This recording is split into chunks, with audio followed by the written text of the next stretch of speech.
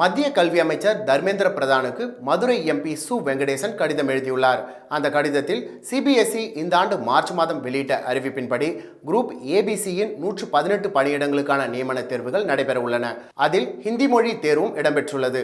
அதனால் ஹிந்தி பேசாத மாநிலங்களை சார்ந்த தேர்வர்கள் குறைந்தபட்சம் 10% முதற்கட்ட தேர்விலேயே தோல்வியுற்று இரண்டாம் கட்ட தேர்விற்கு அடியெடுத்து வைக்கும் வாய்ப்பை பறிகொடுப்பார்கள். குரூப் ஏ உதவி செயலர் பதவிகளுக்கான முதற்கட்ட தேர்வில் மொத்த மதிப்பெண்கள் 300-இல் ஹிந்தி மொழி தேர்விற்கு 30 மதிப்பெண்கள், குரூப் பி இளநிலை பொறியாளர் பதவிக்கு மொத்த மதிப்பெண்கள் 300-இல் ஹிந்தி மொழி தேர்விற்கு 15 மதிப்பெண்கள், குரூப் பி இளநிலை மொழிபெயர்ப்பாளர் பதவிற்கு மொத்த மதிப்பெண்கள் 300-இல் ஹிந்தி மற்றும் ஆங்கில மொழி தேர்விற்கு 200 மதிப்பெண்கள், குரூப் சி கணக்காளர் பதவிக்கு மொத்த மதிப்பெண்கள் 300-இல் ஹிந்தி மற்றும் ஆங்கில மொழி தேர்விற்கு 40 மதிப்பெண்கள், குரூப் சி இளநிலை கணக்காளர் பதவிக்கு மொத்த மதிப்பெண்கள் 240-இல் ஹிந்தி மற்றும் ஆங்கில மொழி மற்றும் இலக்கியம் தொடர்பான தேர்விற்கு 40 மதிப்பெண்கள்.